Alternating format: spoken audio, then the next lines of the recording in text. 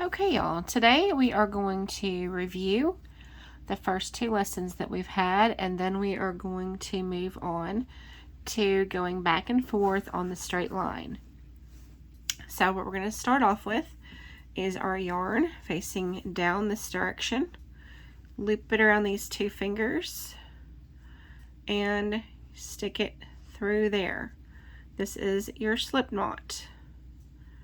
And then when you pull it like that, you have a knot that can be pulled out easily.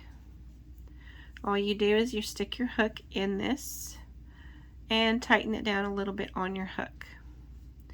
Now to hold your yarn, you put it between these two fingers and you hold your work right here. This gives your working wrist full access. And if you can't hold it this way, you can hold it the other traditional way, or you can hold it however you can, but if you're right-handed, you'll keep your yarn facing towards the left. So what we're going to do is we're going to chain. This was the first lesson we had, was chaining. Now you put your hook under your yarn, pull it over, let your hook slowly turn while you're doing your chain. Okay, your fingers are going to move up as you work. You're going to just keep sliding your hand over just a little bit as you go. After a while, it will become natural movement. Okay, you're going to loop under, grab your yarn, pull it through, loop under, grab your yarn, pull it through. Okay, I don't know how many we've done here, but we're going to do a few more, and then we're going to turn and do the single crochet. So when you go to do your single crochet and you're making a rectangle, you're not going to go into this one, because see, that is where your yarn is coming out of. You want to go into the next one. So you're going to go in this stitch, into this chain, loop under, grab your yarn and pull it through, and then you're going to grab your work here so you have it to hold on to, and then you're going to loop under and pull your work through. I'm going to get a little closer. I think that's a little better.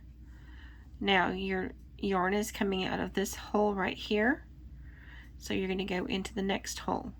Keep your finger kind of behind your work when you push through, behind your hook, and you're going to go through that chain, grab your yarn with your hook and pull it through. You can readjust your fingers at that point, grab your yarn again and pull it through too. See where my finger is right there? I'm grabbing my work and my finger is behind this hole where I need to go in. So you go in, you grab your yarn, and you see how my hook is turning as I go? It's just slowly turning. Okay. Working into this chain is one of the hardest parts of crochet. Even when you are very experienced and you've gone many years, working into the chain is probably the most difficult of the rest of the stitches, because all you have is this little tiny chain to hold on to. Now in the hole, grab your yarn and pull through, grab your yarn and pull through those two. We're going to keep going down this row a little bit. Do the same stitch. This is your single crochet. Grab your yarn and pull through two. And if you'll notice, my finger's moving as I go. I grab it up here, and I missed that one. I had to go back, push through, grab your yarn, grab it again, and then grab your yarn and pull through two. Now we have one more stitch here at the end, because this is the last hole right there by that little slip knot. Grab your yarn and pull through, grab your yarn and pull through two. Now this is pretty small, but you could make a coaster, a scrubby, or a hot pad or something like that if you wanted. And there's all kinds of things you can make with this, or just something pretty to sit on the counter and put your potted plant or a cup with pens in it or something like that. Lots of options you can make with this pattern.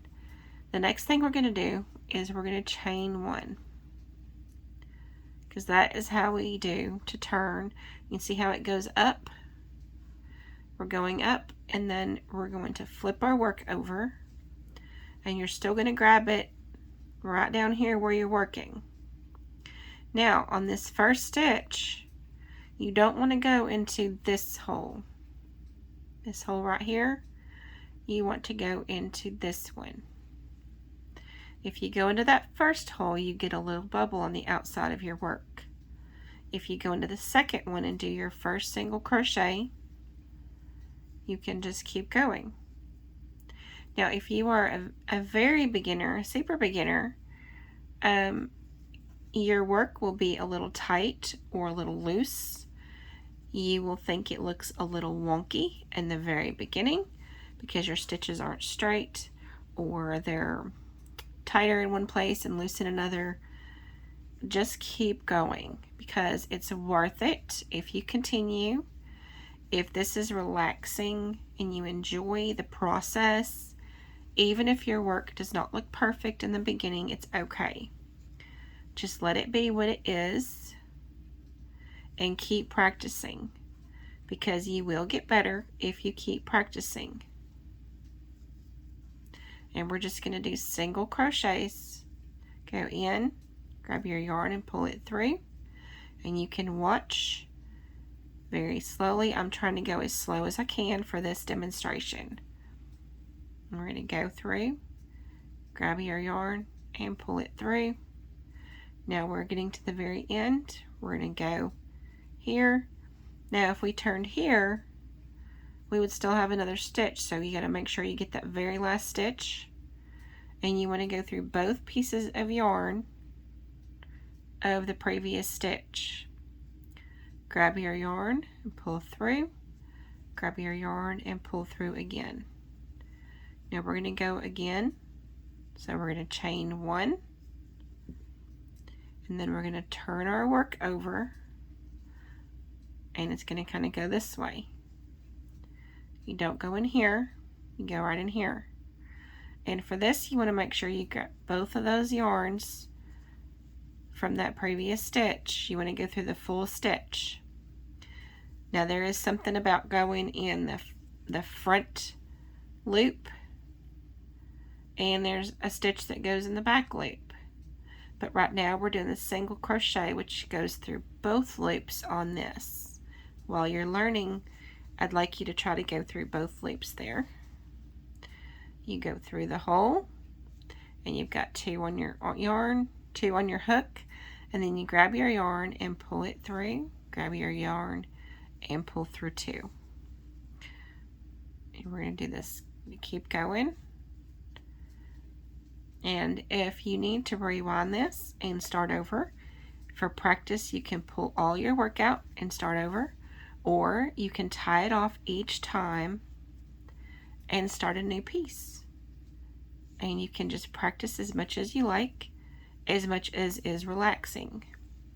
If you're getting super stressed out about it, go ahead and put it down and don't let it get you too stressed out. This should be relaxing and enjoyable. Even if it's not perfect, that's okay. It will get there later on, and you can enjoy this process without too much stress. This is a stress relieving habit and hobby. We don't want to make it cause you stress. Now to tie off, we're going to go a few inches out, and we're going to cut our yarn there. And this is how you tie off no matter what you're doing. You just pull that straight through and pull it tight. Now this is pretty small, but it is a finished piece. So, okay, my needles just magically appeared here. Here are the yarn needles that we're going to use to tie in these ends. Now you don't want to cut it right here, because if this comes loose, it will just come right out and unravel everything. So the longer your needle, the longer you need your tail to be to sew it in. And right now with this yarn, we don't need anything more than this small one. Okay, so you just thread your needle. You go right in, right where you come out, and you just kind of weave it in there. Go in for a few stitches. You have to kind of twist your needle and maneuver it in there, and then push it. And then when you grab it here, you just kind of twist it a little bit. If you don't twist it, it's going to be harder to pull through. You just kind of twist it and it'll come right through. Then when you get it through the yarn, there you go. And now we can cut that off. You can do that a few times, or you can just do it once, as long as you do it about an inch or so. And then we're going to do this one and tie it off as well. You just thread your needle. You can get these yarn needles at Walmart or the dollar store sometimes. Can't guarantee that, but Walmart for sure, in the craft section. And you can get them at Hobby Lobby if you want to go there. You can get them in a lot of places. We're just going to thread that in there and pull it through. And that is that. So we're going to cut that off there. And if you have a larger piece, this can be a washcloth or a pot holder or whatever. Make sure that you're using cotton if you're going to make a pot holder, because you don't want it to melt.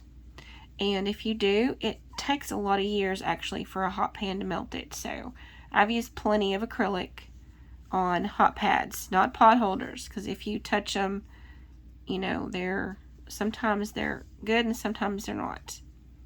But anyway, I'm rambling, but here's what we did today. I hope this has been helpful. And the next one will be making a circle. So I hope y'all are enjoying this class, and I hope these lessons are helpful. If you want to put anything in the comments, if you have any questions or anything, you can put them in the comments below, and I will get to them as soon as I can. Thank y'all for watching. Bye-bye.